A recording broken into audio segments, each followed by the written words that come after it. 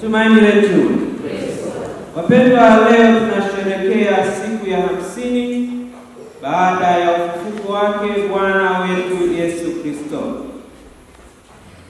Siku hii ya Pentekoste ndiyo tunahitimisha kipindi cha Pasaka, ambapo tulianza kusherehekea Pasaka siku zile 3 kwanza za Pasaka, lakini baadaye tukasherehekea ufufuko ambao ndio kilele cha ukombozi wetu.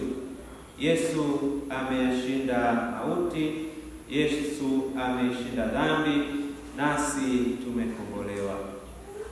Lakini siku hii ya 50, kwa sababu ilikuwa ni ahadi ya Kristo mwenyewe kwamba atatuletea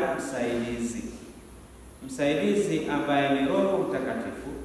Yeye atakuwa ni mfariji, yeye atakuwa ni kiongozi, yeye atakuwa ni mwalimu, yeye atatukumbusha yale yote ambayo Kristo alifundisha. Lakini tunaweza tukajiuliza, huyu Roho Mtakatifu ni nani na ametoka wapi? Tunaposoma kitabu cha Mwanzo sura ile tu ya kwanza, aya ya kwanza na ya 2, tunaambiwa kwamba hapo mwanzo Mungu aliziumba mbingu na nchi, au mbingu na dunia. Nayo dunia ilikuwa tupu, tena ukiwa, na Roho wa Mungu alikuwa juu yake. Kwa hiyo tangu mwanzo huyu Roho alikuwa akifanya kazi. Na hivyo Kristo anapoambia kwamba atawaletea Roho Mtakatifu, maana yake sasa anamdhihirisha huyu Roho Mtakatifu ambaye atafanya kazi kati yetu mpaka pale atakapokuja yeye. Na hiyo kazi imeanza siku ile ya mitume, siku ya Pentekoste, ambapo mitume wanaondolewa woga, wanaondolewa hofu, wanaongea kwa kujiamini kwamba Kristo kweli amefufuka, Kristo yu hai, Kristo ni mzima. Na watu wa mataifa mbalimbali, watu wa makabila mbalimbali wakaanza kuyasikia yale mahubiri kwa lugha zao wenyewe. Maana yake nini? Kwamba huyu Roho Mtakatifu anatuunganisha sisi kuwa kitu kimoja. Maana sote tumeumbwa na Mungu mmoja, tuko chini ya Bwana mmoja, na mkombozi wetu ni Yesu Kristo. Ambapo kinyume chake, tunaposoma katika kitabu cha Mwanzo sura ile ya 11 kuanzia ya kwanza mpaka ya 9, tunaona watu fulani waliamua kujenga mji wao. Wakajenga mnara unaitwa Babeli. Na Mungu hakupendezwa, kwa sababu wale watu walikuwa wamejaa kiburi. Waliona kwamba wana akili sana, na hivyo wanataka kumfikia Mungu, wakajifananisha na Mungu. Hicho kilikuwa ni kiburi. Mungu kwa vile hakupendezwa nao, akawatawanya. Lugha tofauti, wakawa na mgawanyiko, hawakuelewana.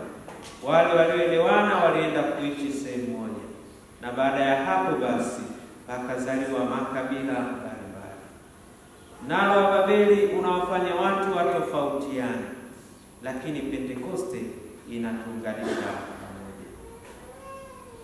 Zaidi ya hapo, Pentekoste hii Wayahudi pia walisherehekea.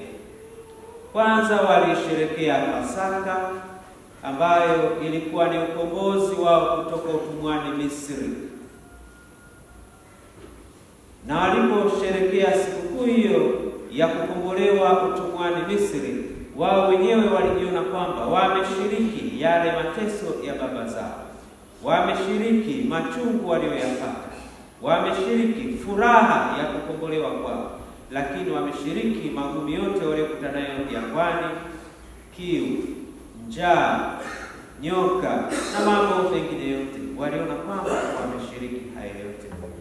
Lakini siku ile ya 50 walisherekea walipofika pale mlimani Sinai, ambapo Mungu anaongea nao na kuweka agano nao na kuwapa zile amri 10 za Mungu ambazo zitakuwa ndio mwongozo wa maisha yao, kwamba yeye ni Mungu wao nao ni watu wake. Hivyo wanapaswa kumwabudu yeye, wanapaswa kumfuata yeye.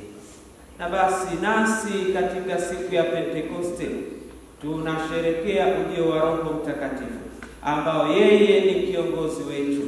Yeye ndiye anayeliongoza kanisa, na kanisa limezaliwa siku ile ya kushukiwa Roho Mtakatifu, na kanisa hilo linaendelea kutenda kazi yake, kama vile Yesu alivyowaambia, nendeni ulimwenguni mote, nendeni mkawafanye mataifa yote na makabila yote kuwa wanafunzi wangu, mkiwabatiza kwa jina la Baba na la Mwana na la Roho Mtakatifu. Na hivyo kanisa linaendelea kufanya kazi na kutenda kazi, na huyu Roho Mtakatifu naye anaendelea kufanya kazi ndani ya kanisa.